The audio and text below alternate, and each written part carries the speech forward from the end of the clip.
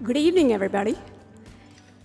It's a great pleasure to present Research America's 2019 Geoffrey Beene Foundation Builders of Science Award to Dr. Susan Hockfield. Dr. Hockfield was the first female president of MIT, and fittingly is the first woman to receive this award.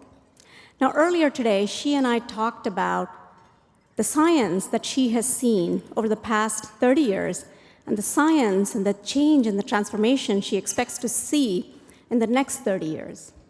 She and I also talked about women in science and the work she did to champion diversity at MIT on stage at Research America's annual meeting of the members earlier today. If you missed it live, the video will be available on Research America's website. A little bit about the Geoffrey Beene Foundation. The Geoffrey Beene Foundation Builders of the Science Award was established in 2011 to recognize those who have provided inspiration and determination in building an outstanding home for research. Tom and Mara Hutton, the benefactors of the award, could not be with us this evening, but they're passionate, relentless advocates for medical research and are honored that Dr. Hockfield will be receiving the Builders Award this evening. You can read more about the Huttons and the Geoffrey Beene Foundation in your program. So I'm going to now turn it over to Dr. Bill Hait, who is the head of innovation, global external innovation at Johnson & Johnson, and he is going to say a few words about Dr. Hockfield.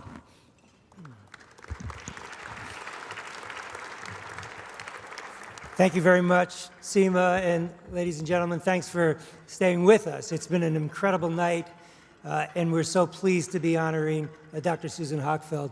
During her tenure, Dr. Hockfield was literally a builder. The east side of MIT's campus was enhanced by an extension to the Media Lab complex and a new building for the MIT Sloan School of Management and MIT's Koch Institute for Integrative Cancer Research was founded. Dr. Hockfield also led a comprehensive strategic planning process for campus development and also worked to foster the innovation cluster around Kendall Square, which at the end of her presidency was home to more biotech and life science companies per square mile than anywhere in the world. While leading MIT, she championed the convergence of life science with engineering and physical sciences. In her forthcoming book, The Ages of Living Machines, she posits that we are on the cusp of a new convergence with discovery in biology, coming together with engineering to produce another array of almost inconceivable technologies. This exciting new development have the potential to overcome some of the greatest challenges of our time. For all these reasons and more, it is a special honor to present the Research America 2019 Geoffrey Beene Foundation Builders of Science Award to Dr. Susan Hockfield for her enduring contributions in building MIT as a research institute and breaking new ground in science collaboration. Please join me in giving a warm thanks and a warm welcome to Dr. Susan Hockfield.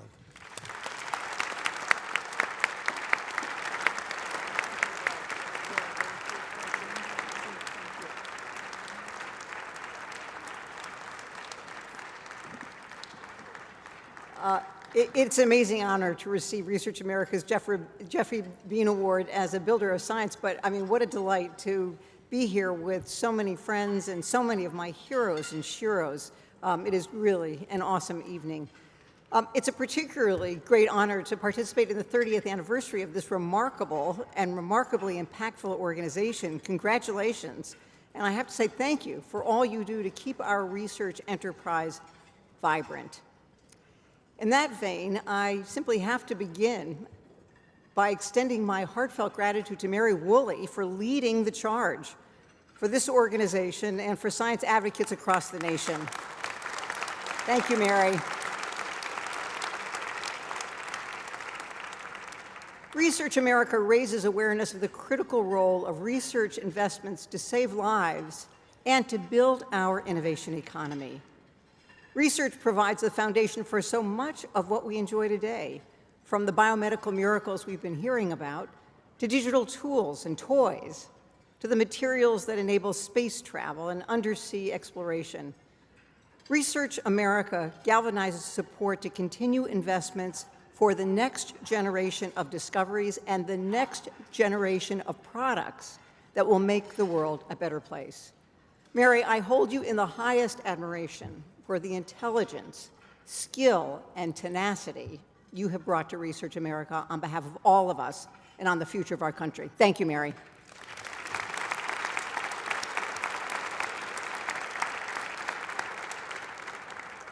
And my thanks to the Geoffrey Beene Foundation begin with the thrill I get from the Foundation's tagline, "Hope is where the science is."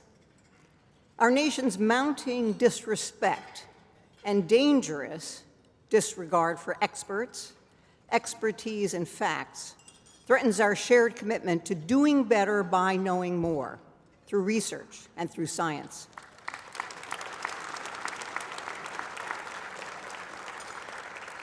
The Geoffrey Beene Foundation's commitment to cancer research has helped accelerate our understanding of that dread disease so that today, through broader prevention, earlier diagnosis, and more effective treatments, cancer deaths are, at long last, in decline.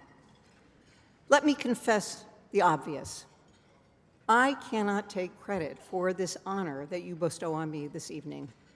I have had the extraordinarily great good fortune to work with hundreds of brilliant colleagues over the course of my dual career, first as a scientist helping to launch the field of molecular neurobiology, and then as an academic leader, fostering new approaches and new alliances to amplify the brilliant work of individuals by building bridges across disciplines, across institutions, and across sectors. I've had the incredible delight to work with the best of the best at the American Association for the Advancement of Science, many of whom are here today.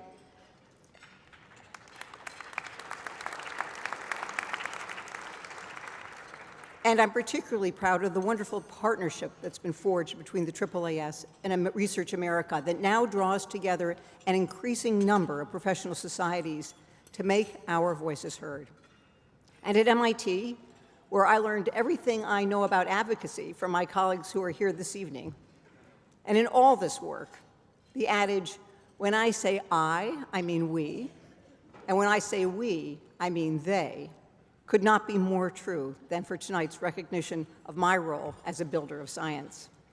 My mentors and colleagues over the years opened my eyes and any number of doors to possibilities I could never have imagined. And nothing could delight me more than having here this evening the person who, more than any single individual, set me on my course.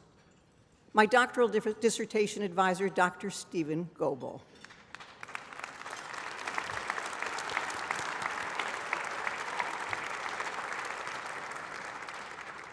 Steve told me and showed me how to be a scientist. And even today, during particularly challenging times, I've often called to mind his most important lesson. When I asked why he devoted himself to the study of the brain's intricate structure, he simply answered, "Because it's beautiful." Building the kind of innovation economy our country has enjoyed over the last 50 years doesn't take a village. It takes a nation. So I conclude with a final thank you to Research America for amplifying our voices by raising them together in support of science to better our world and to show us its beauty. Thank you so much.